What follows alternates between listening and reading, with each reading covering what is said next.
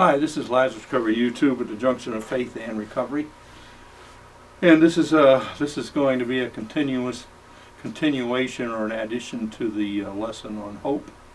And unfortunately, I have to add some information that is not like wicked positive, but it's very current.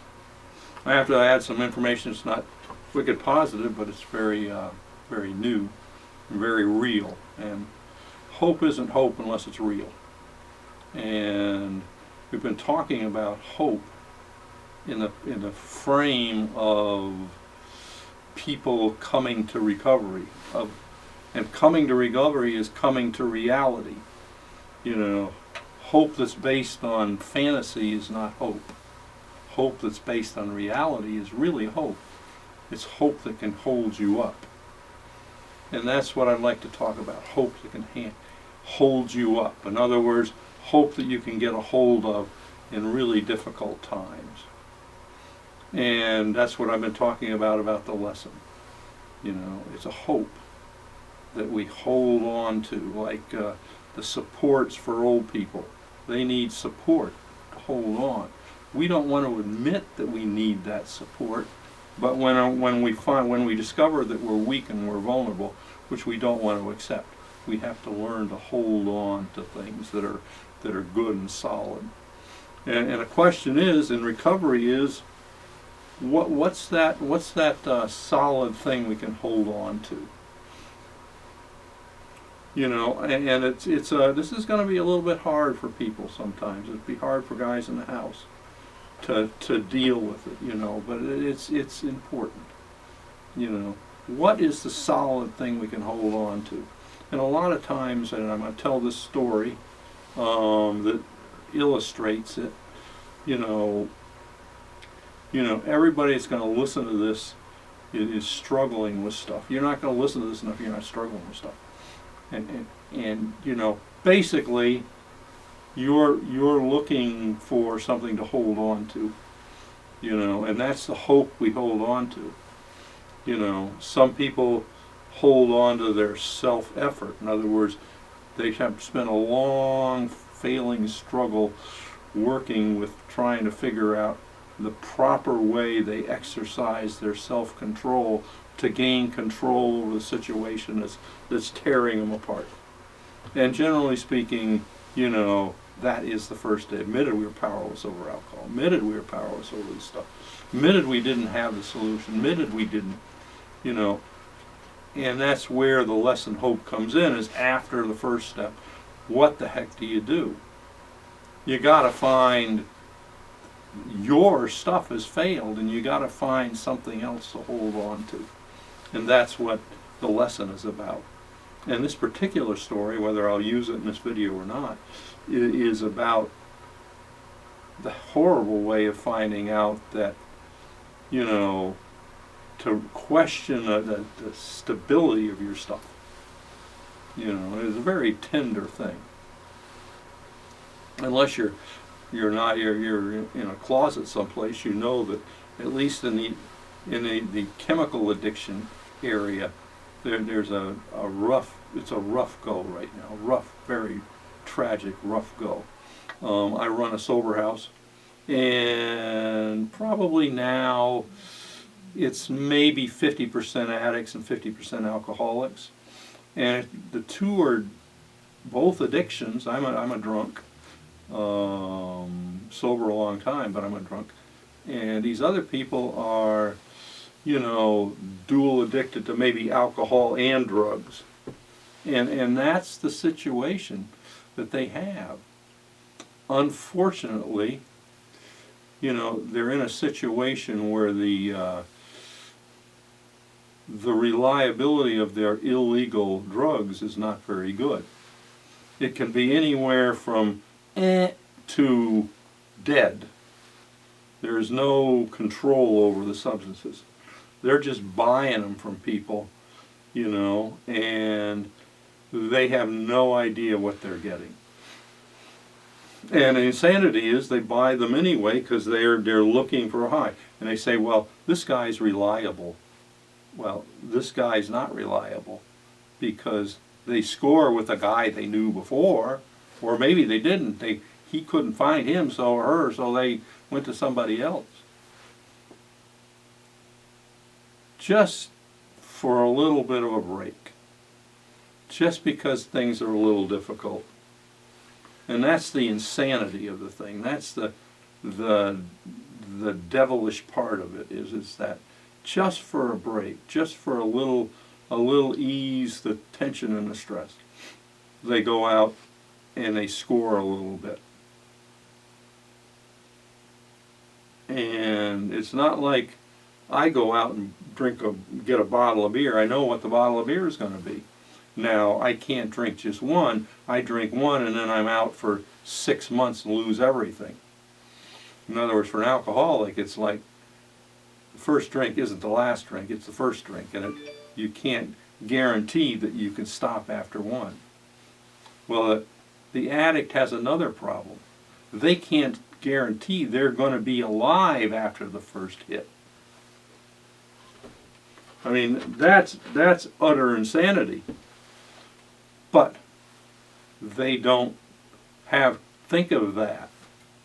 They're just sort of carried by the wave of wanting to get a little bit of relief from the emotional stuff going on right now. And that's why they need a defense. An alcoholic's the same thing. The first drink's not going to kill you, but it's the 6 months or 8 months or a year that you go before you can get back sober. And you maybe never get back. So you're dead, you just take like years to get dead. Or you get into an accident or something. That's how alcohol kills. Drugs are like, I feel bad, I'm going to score, I'm dead. People who OD don't anticipate ODing. Alcoholics who pick up the first drink don't think they're going to end up in a detox or, dead from a bunch of stuff. But with addicts it's much quicker, much quicker, and much more deadly. And unfortunately, if you run a house with 50% addicts, you're going to collide with death a lot. And this isn't like older people dying. This is younger people, 20s dying. This is young people dying with families. They're dying. And it struck our house. Not a guys in our house. We've had guys that have left, that have OD'd soon after they left, but we've never had one die in the house. But very, very recently I walk in and all of a sudden, did you hear?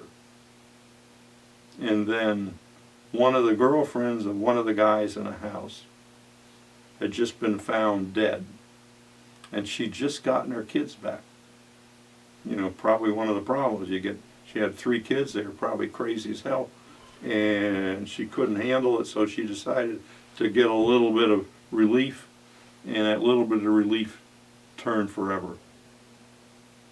That's scary stuff. So what's going on is the people from the house, what you do when you're in a program, you're in AA with a bunch of people and somebody dies, there's mental calculations that go on. I'm just telling you, this is the way it works. You go, you grieve, and you talk. And you say, you minutely dissect that person's program. What did they do right, what did they do wrong? And you try to learn from that because you don't want to die. And the guy who lost his girlfriend was saying, I'm trying to figure out about my program, and I want to try to figure out about hers, and what happened, what went wrong. In other words, you're saying, okay, how good are these things I'm holding on to? How good is that? How strong is my hope? How strong is that hope? And I was in AA for 6 or 7 years, and people would go out, and the inevitable discussion would be, well, how good was their program? How good was their program? You know, were they going to meetings? And then check. Well, they were going to 3 meetings a week. Oh, well, I'm going to 6 meetings a week. Check, I'm better off. What meetings were they going to? Were they working the steps? Were they doing all the suggestions? Did they know a lot of people? No, they weren't doing nothing. They were just sort of cruising along, and okay, well, that's the problem. I'm not doing that. I'm working the whole program. I'm working the steps. I got a sponsor. I'm doing a whole thing. Everything is working good. I'm staying in touch. And you know, everybody looks and says, okay, they check the people that are relapsing and dying, and they check the people that aren't. They're checking the people that are 25 years sober. They're checking the people that are 40 years sober. What did they do? And they're checking out the record of those supports. That's what they're doing. How good is your hope? How is that? What is the track record of that hope that they're looking at? And what I do is I run a house, and I don't fight was in AA, and I don't fight the thing of being a moral police for things. You know, I don't fight the thing of being a moral police for anybody. What I do is I try to ensure the fact that everything supports everybody doing the traditional recovery things to stay sober. Get everybody on the same page of doing the same basic sort of secular recovery things. Going to meetings, asking for help, getting a sponsor, working the steps, doing the thing, being connected and enmeshed in the program. Because there is a solid record of people staying sober that way. You know, and that's what I want my guys to do in the house. Don't die on me. Don't die on me. Get some time, get some recovery, get some education and the stuff, you know, and maybe you'll catch the spiritual bug. Maybe somewhere down the road, you know, you'll ask me about how I stay sober. Maybe somewhere down the road you'll say, well, what's this Jesus thing about? Maybe. You know. So I can tell them how this support works, how the Jesus support works. You know, I can tell them the record, if you do the meetings, you do it on a temporary basis, this is going to keep you from dying a lot of times. But this Jesus thing is much more stable. Might not be what you want to hear, but because the journey isn't what you particularly want, and that's usually the problem. You know, they want to drive the car and see if it'll keep them alive for today, but they don't want to drive the car that impedes their ability to do everything they want to do in the way they want to do it. They don't want to be restricted. They want all the stuff they want right now. They don't, you know, that's the problem. That's a real problem. They want the car that drives, that keeps them alive, but doesn't restrict them. And that's the calipered balancing act that they do. And it's a calipered balancing act that I do. You know, I don't want them to die, so I make allowances. You know, here's the rules so you won't die. You know, do I feel good about the fact that the girl died? No. Because undoubtedly she was in the house. Undoubtedly. You know, she was the girlfriend of the guy in the house. And they stay in the house on the weekends. Do I like it? No. But it's a compromise I've made. Am I happy about it? No. But generally speaking, it keeps them alive.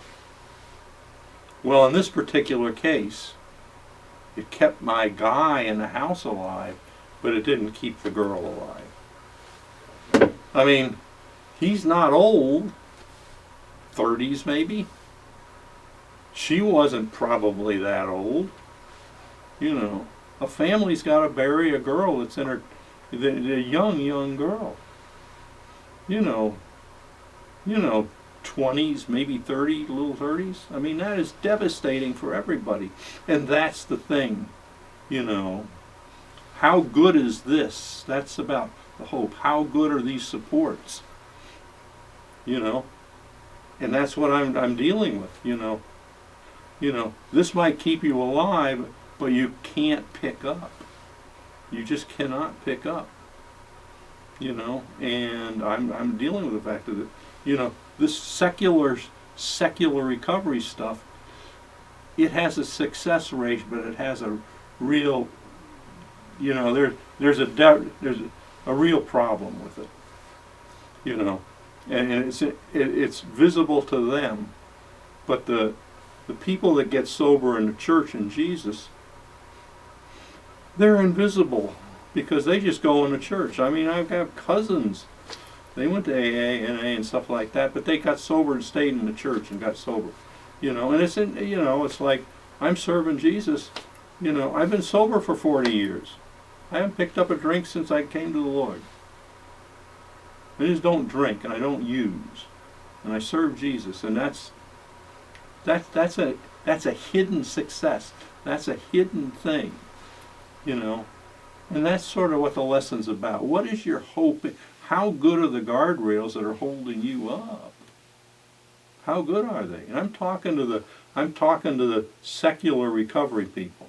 In other words, you're doing all the secular things as long as they don't impinge on your lifestyle. You're working the steps, you're doing the thing, you got a sponsor, you go to a lot of meetings, blah, blah, blah, blah, blah, and you're definitely not infringing on your ability to do the things you want to do. You're certainly not living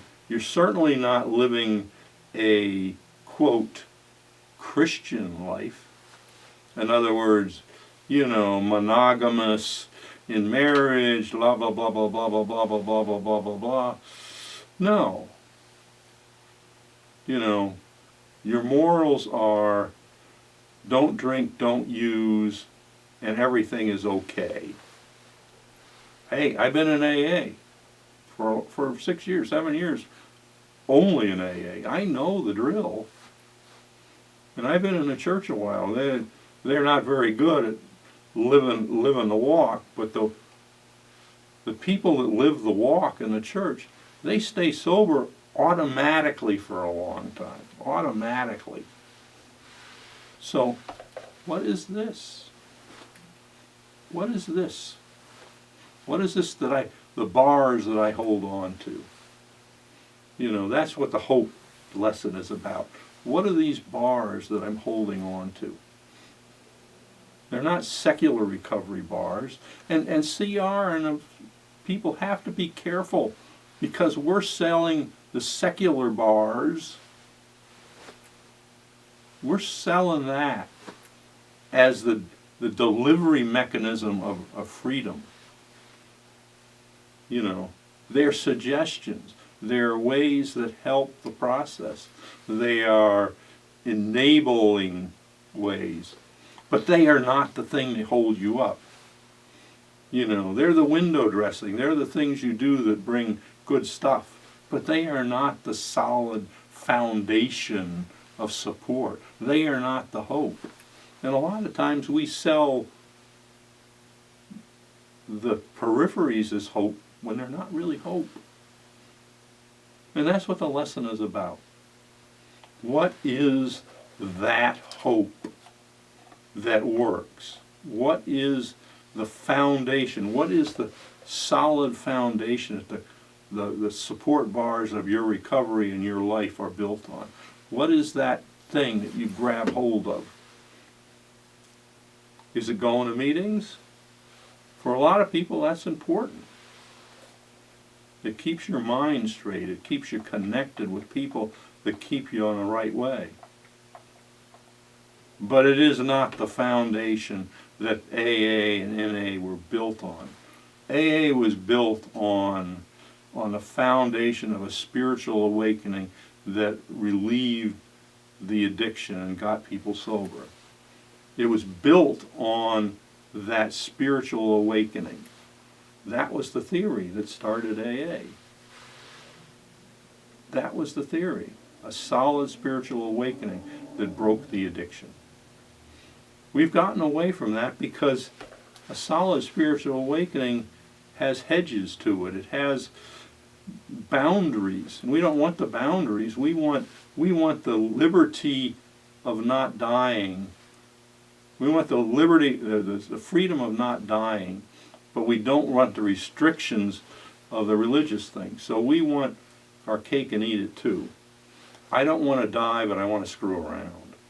I want to eliminate the things that hurt me, but I don't want to eliminate the things that don't hurt me in particular. I don't want to hurt people in particular, but I want to be free to do the things that everybody else does.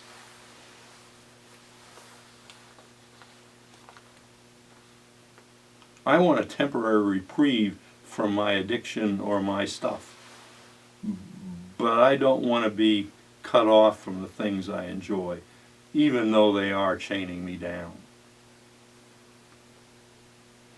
That's a problem, because when we do that, we grab hold of reeds, we grab hold of broken things that break and cut us and impale us and do all sorts of things. And that's what the hope thing is. Don't walk on fragile platforms that are condemned buildings and demand that they hold you up. We got to find the solid rock. And that's our hope.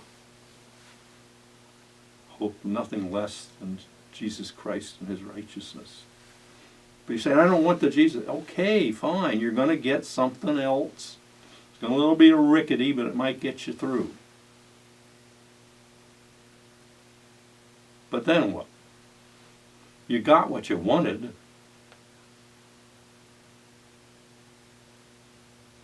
But you didn't look far enough ahead, and you look for the temporary and not for the permanent. So what is this? That's this lesson. What is this solid foundation that can help me not fall? What is that foundation? What are those rods, those supports that can hold you up in the storm? What is that? That is the question. So let's go into the meat of the lesson as it was. We need to support, but what is that support? Well, support is born in a few moments. You say, well, how could that be? There was a couple moments, we don't know how much moments, but it wasn't years, it was moments. We don't know exactly, but I think it was moments. Was it instantaneous? Maybe. But it wasn't over 3 years or something like that. The story was 3 or 4 years, excuse me. The story was 3 or 4 years, but it was the solid piece of it, the turn that allowed us to make this foundation solid was only a couple minutes. It was only a short time. Prepared over a long, long time. But it was only for a... And before was one thing, and after was another thing. Before it wasn't possible, afterwards it was possible. Well, what the heck was that? Well, you know what I'm going to say, but listen to this. You're powerless over alcohol, your life is unmanageable. You can't do it. You never could. You need help from outside. You need somebody to break this. You're defeated, and you need something to be broken so you can be set free. You need something to change the equation of the addiction that you have. You need something to undermine whatever is undermining you. You need victory that you don't have any access to. Well, you know where to look. You know what I'm going to say. But you don't want to look and you don't want to go because you think you know what you're going to find. But let me tell you the story. Jesus walked around doing stuff nobody else did for 3 years. And people came because they saw the stuff he was doing. He was healing stuff. He was raising people from the dead. Stuff was happening nobody had ever seen before. So they followed him because they were healed, they were delivered. That's what you're looking for. You're looking for a healing. You're looking for somebody to just say, boom, and you walk away different, and you're not bound by the brokenness in you.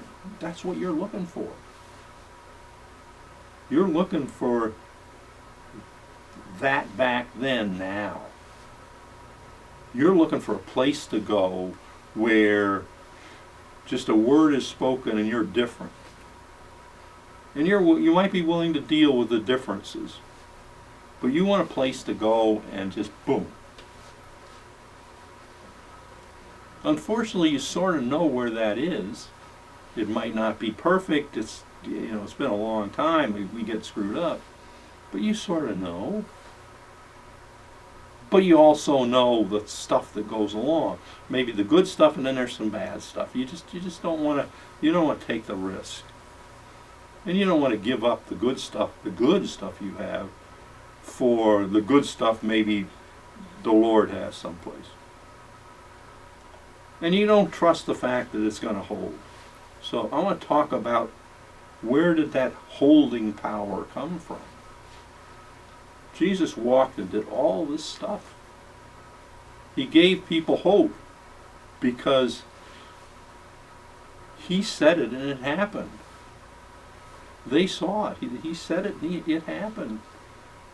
And they were excited about it. But then, as things do, it all went bad. Good stuff always goes bad, right? And what happened was, the very people that he was, in the very religion he was, turned on him, conspired against him, and manipulated the civil authorities to kill him. I mean, it was a put-up job.